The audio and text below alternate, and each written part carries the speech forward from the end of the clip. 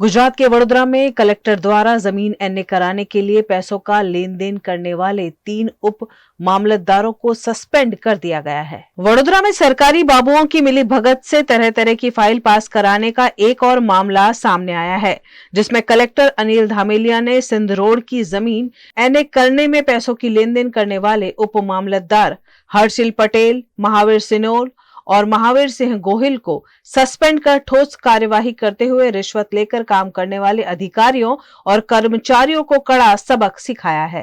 सामान्य रीते कलेक्टर ऑफिसનું કામ અથવા તો સંલગ્ન ઓફિસનું કામ સરકારી કચેરીમાંથી જ થવું જોઈએ। એક કોઈ બિલ્ડરે નાયબ મામલતદારને બોલાવીને ત્યાં સૂચના આપીને ત્યાં ચર્ચા થઈ કે બહાસ થઈ આ માહિતી આપણી આગળ આવી, ત્યાર પછી એમની વિશેષ ઇન્ક્વાયરી કરવામાં આવી। વિશેષ ઇન્ક્વાયરીના અંતે પ્રાથમિક રીતે આપણને જાણવામાં આવ્યું કે નાયબ મામલતદાર ત્યાં ઉપસ્થિત હતા। આ કિસ્સાની અંદર કોઈ પણ કામ માટે નાયબ મામલતદાર કોઈ વ્યક્તિગત રીતે એમને મળવા જાય એ બાબત બિલકુલ ચલાવી લેવામાં આવે। આ બાબતે એમની સામે આપણે કાર્યવાહી ઇનિશિયેટ કરી છે। સૌથી પહેલા તો આપણે એમને ફરજ મોકૂફ કર્યા છે અને ત્યાર પછી એમના વિરુદ્ધ આપણે તપાસ કરીને એમાં જે શિક્ષાત્મક કાર્યવાહી કરવા પાત્ર છે કાર્યવાહી પણ ચાલુ કરી અને સાથોસાથ કોઈ પણ પ્રકારની ફરિયાદ અથવા રજૂઆત હોય એ સીધા આપણે અધિકારીને કરી શકીએ છીએ, કલેક્ટરશ્રીને કરી શકીએ છીએ અને એમનું નિરાકરણ યોગ્ય રીતે આવશે।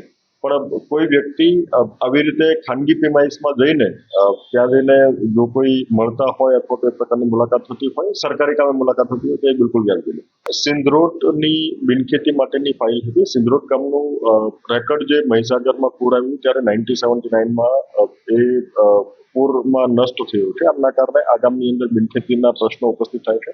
મારી આગળ જ્યારે આ રજૂઆત આવી ત્યારે વિગતવાર એમની સરકારમાં દરખાસ્ત પણ કરી છે અને એમનું યોગ્ય નિરાકરણ આવે એનો પ્રયત્ન કર્યો છે। એમનો મતલબ એવો નથી કે કોઈ વ્યક્તિગત ફાઇલ માટે કોઈ કર્મચારી અન્ય જગ્યાએ અને ખાસ કરીને ખાનગી પ્રિમાઇસમાં જઈને કોઈ પણ વ્યક્તિ સાથે મુલાકાત કરે, મીટિંગ કરે।